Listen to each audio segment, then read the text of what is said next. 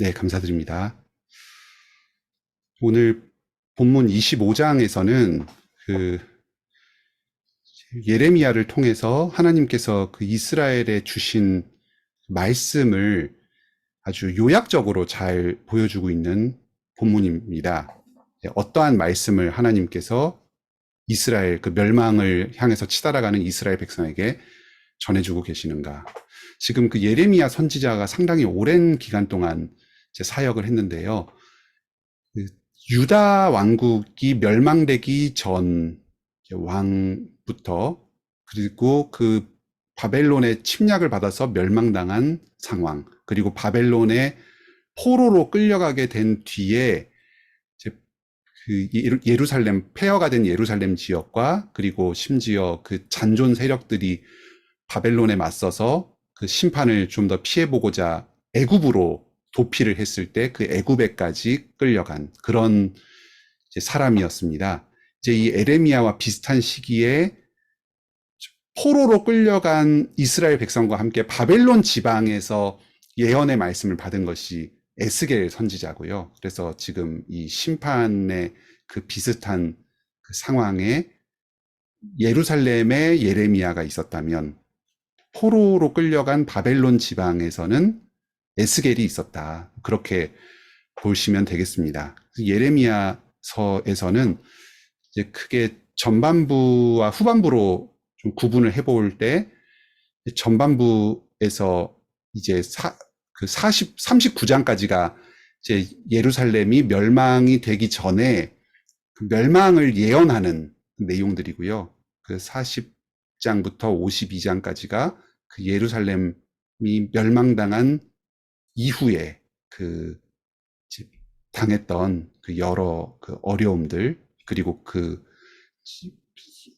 이스라엘 백성들이 어떻게 그 심판을 직면했는가, 그리고 그 이후에 하나님께서 또 주시는 말씀들, 이런 것들이 그 후반부에 담겨 있습니다. 그래서 그 지금 우리가 읽고 있는 그 본문이 어느 시점에 어떤 상황 가운데서 주어진 말씀인가, 이거를 생각하면서 읽는 것이 참 중요합니다. 이게 심판을 지금 행하시고 나서 주시는 말씀인가, 아니면은 심판을 행하시기 전에 예루살렘이 최종적으로 멸망당하기 전에 주시는 말씀인가, 이거를 좀 구분을 잘 하는 게 중요하고요. 지금 오늘 주시는 말씀은 심판당하기 직전에 지금 이제 주시는 말씀입니다. 여기서 그 이스라엘이 멸망당하는 이유는 크게 두 가지로 이 오늘 본문에서 설명을 하고 있습니다. 여기 5절에 각자의 악한 길과 악행을 버리고 돌아오라, 이렇게 하나님께서 계속 권면의 말씀을 해주셨습니다. 그 이전까지도 계속해서 선지자들을 보내셨지만 이들이 이 말씀에 순종하지 않고 계속해서 악을 행했다.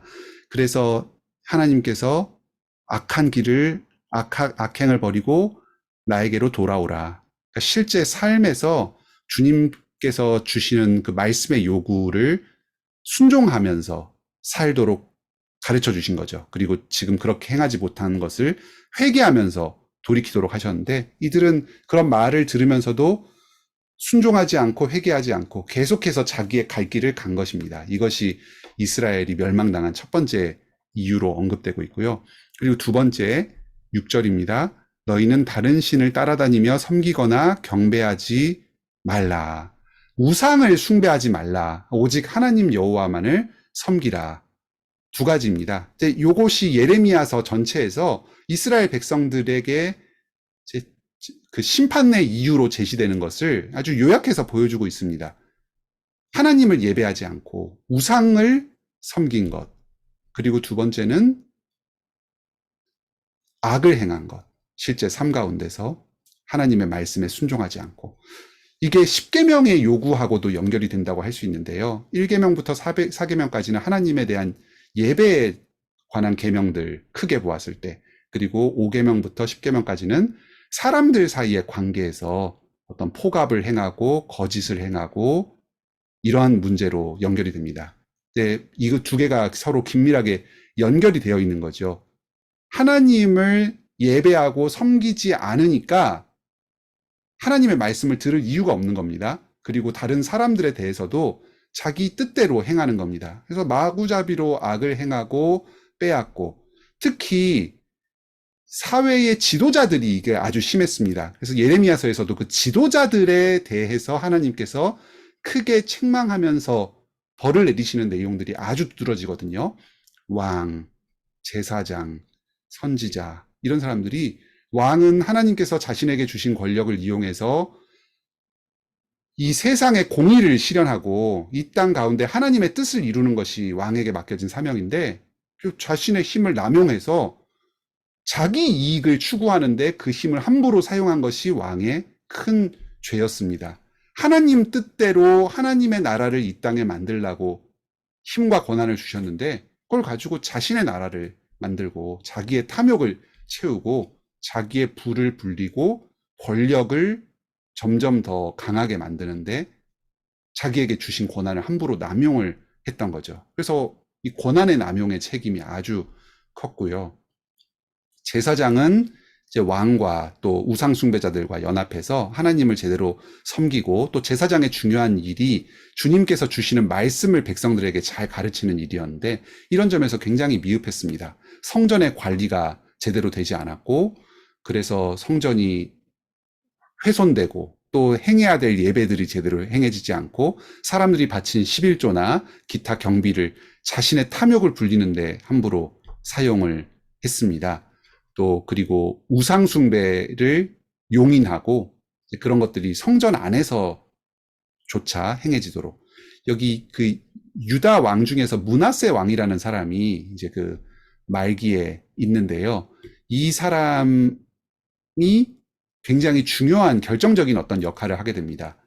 성전 안으로 우상 숭배를 도입을 합니다. 이 므낫세 왕 때에 이르러서, 이제 그때 그 전에도 우상 숭배는 많이 했거든요. 그런데 성전 바깥에 산당이라고 해서 이제 이렇게 여기저기 흩어져 있는 제단들, 그래서 이제 예를 들면 성전 옆쪽이나 근처 주변, 또 예루살렘의 어떤 그 산들, 이런 데다가 우상을 숭배하는, 우리로 치면 선앙당 같은 산에 이렇게 돌무더기 쌓아놓거나, 아니면 작은 제단을 그 하나 세워놓고 거기에 우상을 하고 그 앞에다가 절을 한다든지, 이런 것들이 여기저기에 그 무당 굿하는 것 같은 그런 곳들이 흩어져 있었는데, 성전 안에는 그런 것들이 없었거든요. 근데 므낫세 왕 때에 이르러서 그 왕이 주도해가지고 그 성전 안에 각종 우상 신상들, 그러니까 오늘날로 치면은 이렇게 예배하러 들어왔는데 막 옆쪽에는 무슨 아세라 신 조각상들이 막 세워져 있고, 저 벽에는 어떤 이상한 이방의 이시타르 신의 그림이 이렇게 그려져 있고, 막 그래서 사람들이 예배도 드리는데 막 옆에 있는 우상 신전들에 거기에 절을 하기도 하고, 또 그리고 우상 제사장들이 막 성전 안으로 출입하면서 거기 그 교회 안에 사무실에 털을 잡고 이제 우상을 예배하도록 이렇게 안내를 하고, 그러니까 완전히 이게 엉망진창이 돼버린 거예요. 그래서 그때부터 아주 그 행악이 극심했고, 이제 그 북이스라엘에 여로보암 왕이 있었다면 이제 남유다에는 므낫세 왕이 있다 할 정도로 그 아주 그 악행, 특히 그 예배와 제사를 더럽히는, 그 성전을 더럽히는 그 악행으로 아주 유명한 왕이었는데, 그때가 이 예레미야가 활동하던 초기였습니다. 므낫세 왕이. 그러니까 이제 그런 지금 현실 가운데에서 그 제사장에 대한 지적, 이게 또 있죠. 그리고 또 선지자들은 백성들이 지금 이제 아수르나 바벨론 외적의 침입에 대해서 두려워하면서 저 외적으로부터 계속해서 독립과 나라의 어떤 그 주권을 지키고자 하는 열망이 큰데, 하나님께서 자꾸 심판하겠다, 너희는 바벨론에 항복해라, 그리고 하나님의 심판을 받고 회개해라, 막 자꾸 이런 메시지를 전해주라고 하니까 대부분의 선지자들은 사람들에게서 미움받는 그런 메시지를 전하기를 거부하고, 이렇게 타협적으로 우리는 복받을 거다, 하나님은 우리를 지키실 거다, 우리는 주님 안에서 축복받은 백성들이다, 우리가 하나님께 제사드리고 계속해서 예배를 이렇게 지키고 있는 한은 하나님이 우리를 보호해 주실 것이다, 그 말 자체는 맞거든요. 하나님께 예배를 분명히 드립니다. 그런데 하나님께도 드리고 다른 우상 신에게도 예배를 드리거든요. 두 주인을 섬기는 거예요. 이제 그런 것들을 그냥 괜찮은 것처럼 이제 지적하지 않고 하나님의 말씀을 구부려서 전하는 선지자들, 이런 왕, 제사장, 선지자, 하나님께서 세우신 그 사회의 지도자들, 말씀으로 사회를 바로 세우기 위해서 행하는 사람들이 이 기능이 완전히 붕괴가 되어버린 상황이었어요. 이 가운데에서 하나님의 말씀을 신실하게 전하는 몇몇 사람들, 이 예레미야나 에스겔이나 아니면 예레미야와 함께 말씀을 전했던 몇몇 사람, 이런 아주 극소수의 사람들만이 외롭게 말씀을 전했던 겁니다. 그런데 사람들은 여전히 듣지 않았죠. 7절에 너희가 내 말을 순종하지 아니하고 너희 손으로 만든 것으로서 나의 노여움을 일으켜 스스로 해하였느니라. 그래서 결국 너희는 심판당하고 멸망당할 거다. 여러분, 제발 지금 하나님의 심판이 목전에 다가오고 있습니다. 빨리 우상숭배에서 그만두세요. 빨리 행악하는 데서 그만두세요. 우리 하나님의 말씀에 순종하며 나아갑시다. 그래야지 조금이라도 희망이 있어요. 하나님의 저주를 피할 수 있어요. 여러분, 빨리 그만두세요. 회개하세요. 소리를 치는데 듣지를 않는 거예요. 그냥 계속해서 자기의 그 죽음을 향해서 치달아가고 있습니다. 이러한 모습이 오늘날 우리들의 모습을 좀 연상시킵니다.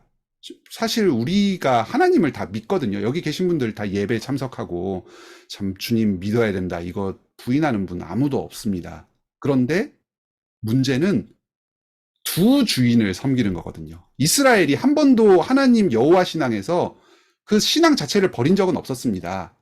그런데 하나님도 섬기고 우상도 섬기고, 그게 우상숭배거든요. 하나님을 버리고 우상만 섬기는 게 우상숭배가 아니에요. 그런 적은 없었어요. 이스라엘 역사에서. 그런 유대 백성은 없었습니다. 그게 지금 문제가 아니고 두 주인 또는 여러 주인을 섬기는 게 문제거든요.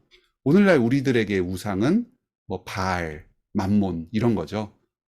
하나님과 돈을 동시에 섬길 수 없다. 참 그 어떤 물질과 이 세상의 풍요, 그리고 내가 추구하고 있는 어떤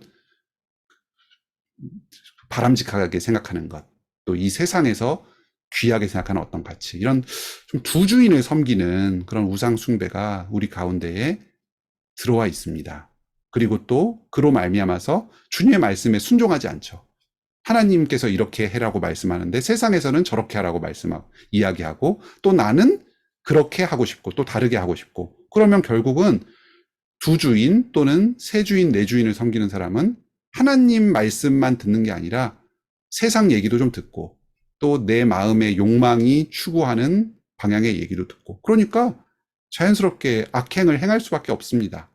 다른 사람들의 것을 빼앗고 함부로 여기고 범죄하고, 그러면서 지금 이 이스라엘 백성들하고 비슷한 그 멸망으로 치달아가고 있거든요.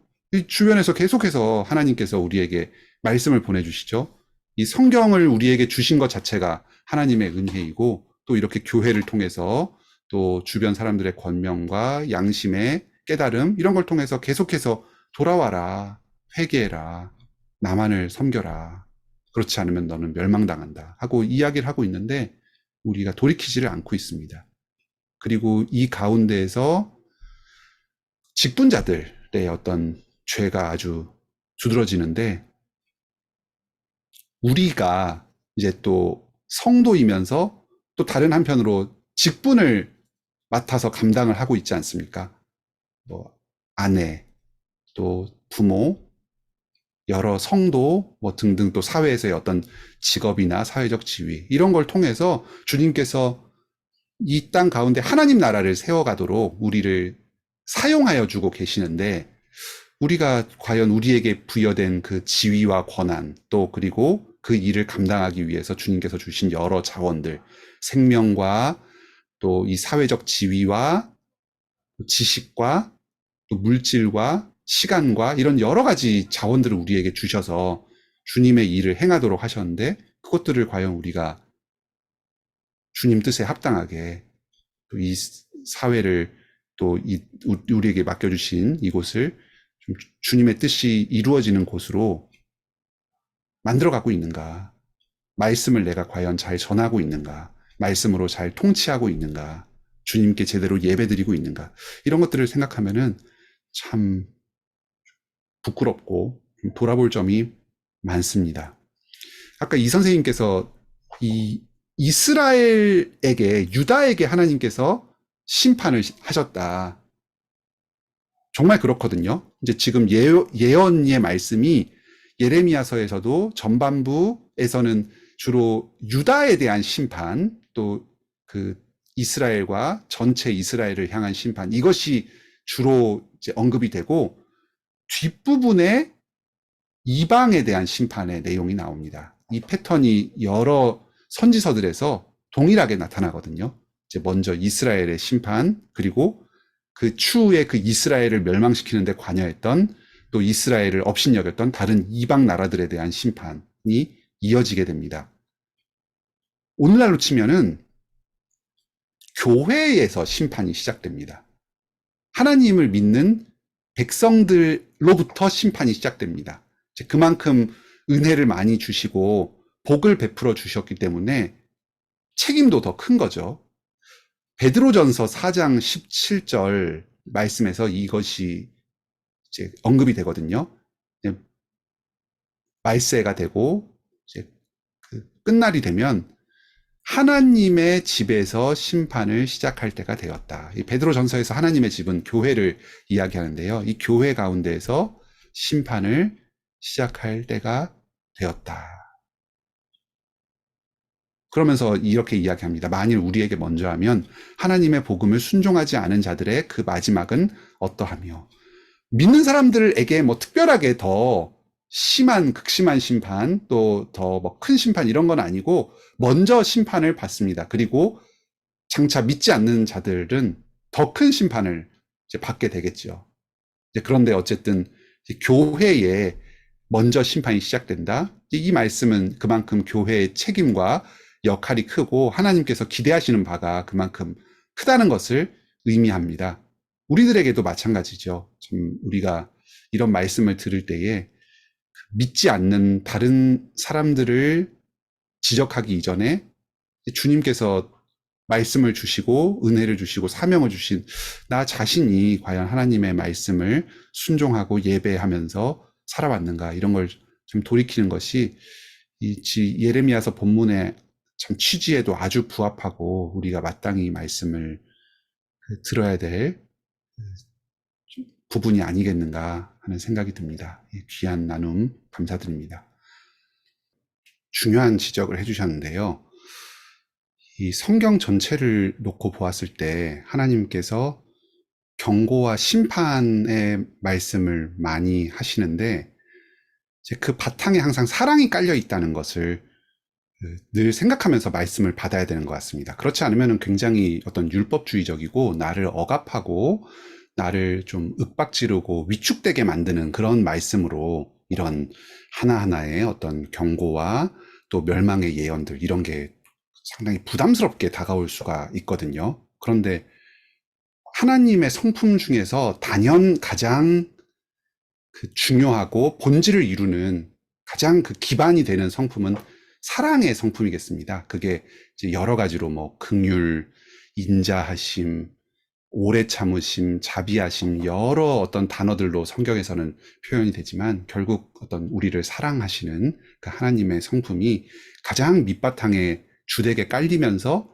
이제 그 모든 다른 어떤 그 요소들이 그것과 조화를 이루면서 우리에게 오는 것을 보게 됩니다. 그래서 우리가 흔히 오해를 많이 하는 하나님의 거룩 또는 하나님의 정의, 이런 것도 결국은 죄인을 구원하시고 죄인을 용서하시면서 거룩하게 만드시는 그것이 하나님의 거룩이고요. 하나님의 공의도 우리의 죄를 용서하시면서 의롭게 만드시는 그것이 하나님의 정의거든요. 예수 그리스도께서 성령님을 통해서 우리에게 행하시는 일이 바로 그런 하나님의 그 사랑과 거룩과 공의를 우리 가운데 이루게 하시는 그런 일입니다. 그래서 오늘 본문에서도 도대체 이 말씀이 어떤 점에서 우리에게 복음이 되는가, 우리에게 복된 소식이 되는가, 그것을 생각을 하면서 좀 읽어야 되겠습니다. 그게 아주 우리에게 중요한 그 관점이겠는데요. 그 점에 대해서 잘 말씀해 주셔서 감사드립니다. 제일 근본적인 질문이 이거죠. 하나님이 도대체 이 경고를 왜 하시는가?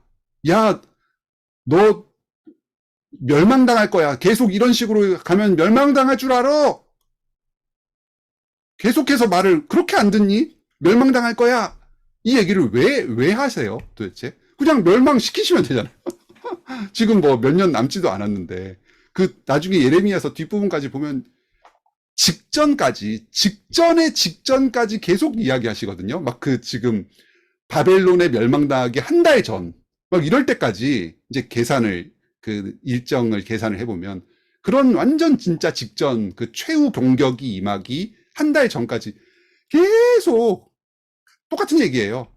말을 하였으나 듣지 않았다. 그러니까 너희는 멸망당할 거다. 그냥 멸망시키시면 되잖아요. 왜 그렇게 끝까지, 야, 너 내일 멸망당할 거야? 그 얘기를, 그 경고를 왜 하십니까? 듣고 돌이키도록 하시는 거거든요. 저는 그런 상상 한번 해봅니다. 만약에 이 사람들이 뭐 그럴 가능성은 없겠지만 계속해서 말을 안 듣다가 한 달 전 또는 하루 전날에 하나님께서 경고를 하셨는데 그때 큰 어떤 부흥의 바람, 회개의 바람이 불어가지고 그때 이 사람들이 통회 자복하면서 회개하면서 나왔다. 한 시간 전에 그 바벨론의 어떤 군대가 들어닥치기 한 시간 전에 이 사람들이 전심으로 회개하면서 하나님 앞에 엎드렸다. 그러면 저는 주님께서 그 회개를 멈추셨을 거라고 생각합니다. 뭐 근거는 없습니다. 그런데 제가 이해하고 있는 하나님의 성품에 비추어서 봤을 때 그런 회개가 그 회개로 돌이켰을 때 구원하시는 그 역사가 없었다면 그 경고 자체가 의미가 없는 거죠. 지금 이 얘기를 왜 하겠어요? 듣고 깨우쳐서 돌이키도록. 주님께서는 주님께 전심으로 나오는 자를 결코 외면하지 않으시고 그 기도를 듣지 않으시는 분이 아니십니다. 그래서 지금 이 경고의 말 자체 가운데에 사랑이 담겨 있다. 우리가 뭐 그런 얘기도 합니다. 친구 관계 중에서 좋은 얘기를 하는 친구보다 나에게 정말 좀 쓴소리를 해주고 나의 잘못을 지적해 줄 수 있는 친구가 정말 좋은 친구다. 뭐 그런 격언이 있죠. 그런데 그게 쉽지는 않습니다. 뭐 이야기를 하면은 그 관계가 좀 껄끄러워지고 그래서 우리가 보통 그 어떤 문제를 보면서도 그냥 넘어가는 경우도 많은데요. 하나님께서는 우리에 대해서 어떤 그 좀 개인적인 그 이해관계나 이런 게 전혀 없으시고 우리의 어떤 잘못이나 문제를 말씀을 통해서 정직하게 지적을 해주시죠. 이제 이것을 들을 때에 우리가 여기에 담긴 하나님의 사랑의 마음을 깨닫고 회개하면서 주님께로 다시 돌아가야 하는데 좀 우리의 본성은 지적을 당하면 내가 왜요? 왜 그러세요? 이러면서 좀 그런 것에 대해서 반항을 하기도 하고 때로는 나에 대해서 이렇게 엄격한 기준을 제시해 주시는 하나님이 좀 무섭게 느껴지기도 하고 좀 그런 것 같습니다. 그래서 그리고 나는 아직 아니에요. 그러면서 자기 스스로 어떤 회개의 시간을 설정을 하면서 조금 더 있다가 돌이킬게요. 라고 이야기하기도 하고. 근데 하나님의 이 징벌과 깨우치심이 도대체 어느 시점에 나에게 임할지를 알 수가 없죠.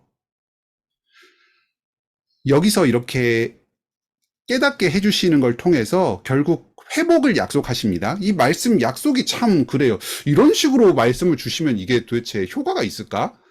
너 70년 동안 포로 생활할 거야. 그런데 70년 뒤에는 다시 돌아올 거야.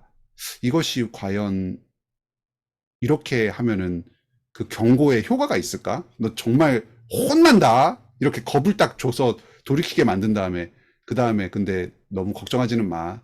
너가 잘하면은 다시 용서하고 돌이킬 거야. 이렇게 해야 되는 것 아닌가 싶은데 뭐 효과가 아마 없지는 않았을 겁니다. 왜냐면은 민족 전체로 봤을 때는 70년 뒤에 회복이 되지만 개인 한 사람 한 사람에게는 그 멸망은 지금 목전에 닥치는 당장의 일이거든요.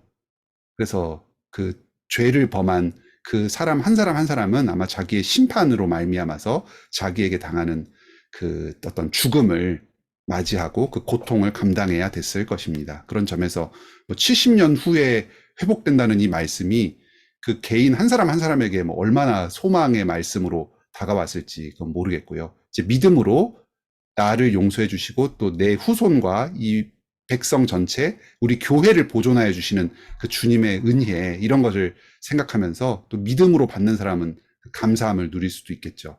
어쨌든 이 개인 한 사람 한 사람은 자신의 죄에 대한 책임을 분명히 감당을 해야 됐을 겁니다.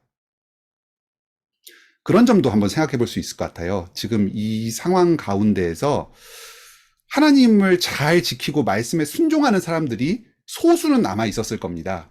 이제 잘 드러나지 않는 사람들. 근데 그 사람들도 어쩌면 이 군사들의 대대적인 공격 가운데에서 함께 고통을 당하고 멸망을 당하는 사람들도 있었을 것 같아요. 왜냐면 뭐 갈대아 사람들, 바벨론 사람들이 물어보고 죽이진 않잖아요. 야, 너 잘 믿었어?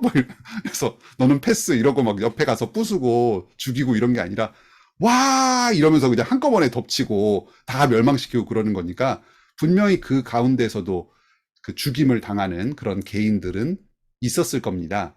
하지만 그 사람들에게는 이 바벨론의 심판은 결코 개인에게 닥치는 심판이나 어떤 자기의 죄의 형벌이나 멸망은 아니었을 겁니다. 그냥 주님께서 정당하게 자신의 공의를 이루시는 것으로 말미암아서 함께 당하는 고난이었고 그 사람에게는 부활의 영광의 생명이 분명히 약속되어 있었을 것입니다. 그래서 우리가 우리가 지금 현재 당하는 이런 고난이나 또 부활 이런 것들이 구약의 성도들에게도 구약의 믿는 백성들에게도 동일하게 있었을 거고 그런 예수 그리스도께서 우리에게 주신 그 부활의 생명 이 가운데서 이런 여러 사건들을 조명을 해보면은 이 가운데서도 각 사람에게 걸맞는 그 하나님의 공의가 정의가 반드시 이루어졌을 거다. 그런 것을 생각을 해볼 수 있겠습니다.